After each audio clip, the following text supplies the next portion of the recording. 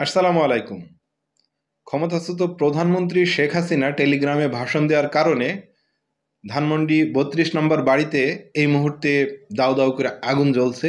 সেখানে ৫ শতাধিক মানুষ গেট ভেঙে ৩২ নম্বরে প্রবেশ করে এবং তারা সেখানে আগুন লাগিয়ে দেয়। আমরা বিস্তারিত এখন জানব যমুনা টিভির একটা প্রতিবেদন থেকে। তাহলে চলুন আমরা দেখি। আর আজকের ভিডিওর ক্রেডিট হচ্ছে যমুনা টিভি। ভিডিওটি বেশি বেশি শেয়ার করবেন, আর নতুন হলে চ্যানেলটা সাবস্ক্রাইব করতে ভুলবেন না। চলুন তাহলে দেখে নিই প্রতিবেদনটা।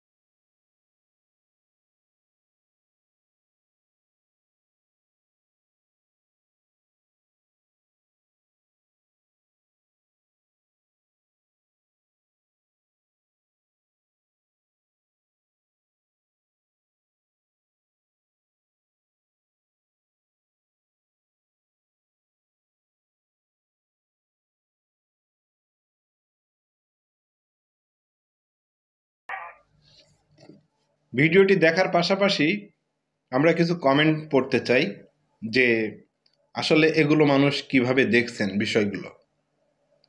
শুরুতে একজন কমেন্ট করেছেন, এগুলো দেখলে কেন জানি কলিজা ঠান্ডা হয়ে যায়। আরেকজন লিখেছেন, আলহামদুলিল্লাহ, এমন একটা দৃশ্য দেখার জন্য যুগের পর যুগ অপেক্ষায় ছিলাম।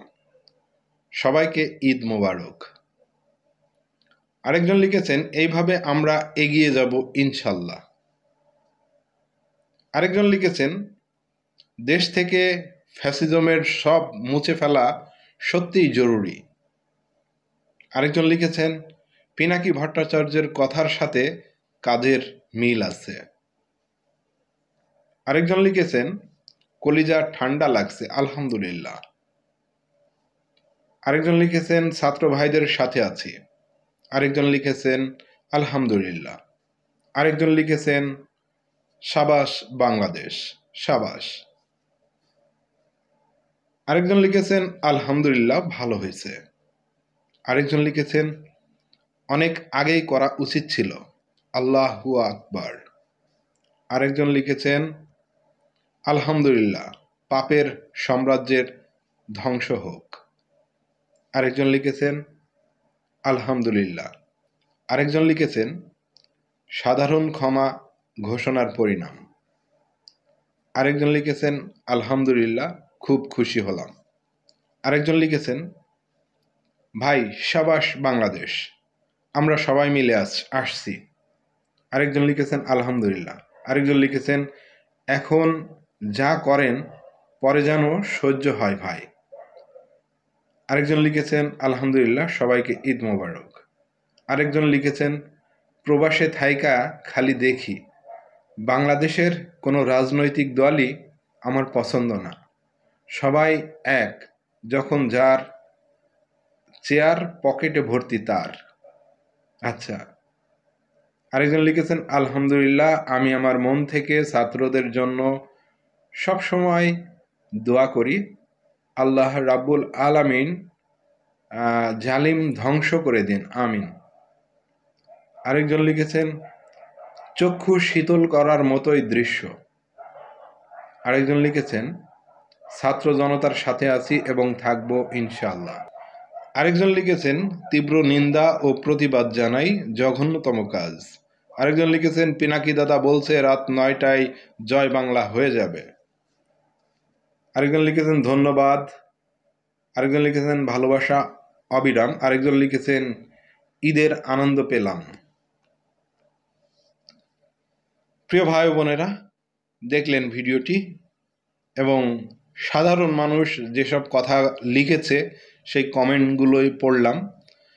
যতগুলো কমেন্ট পড়লাম তার ভিতরে 2 জনের শুধু পছন্দ হয়নি, বাকিগুলো সবাই পছন্দ করেছে বা প্রশংসা করেছে। তাহলে কমেন্ট দেখে কি বোঝা যাচ্ছে? এই যে ধানমন্ডি 32 নম্বর বাড়ি ভাঙচুর, এটাতে আপনি কি মনে করছেন? ইতিবাচক নাকি নেতিবাচক, কোনটা? আপনার মতামতটি ঝটপট কমেন্ট বক্সে কমেন্ট করে জানিয়ে দিন। ভিডিওটি শেষ করলাম, দেখা হবে পরের কোনো ভিডিওতে। নতুন হলে চ্যানেলটি সাবস্ক্রাইব করবেন আর ভিডিওটি বেশি বেশি শেয়ার করবেন। সবাই ভালো থাকবেন, সুস্থ থাকবেন। আসসালামু আলাইকুম।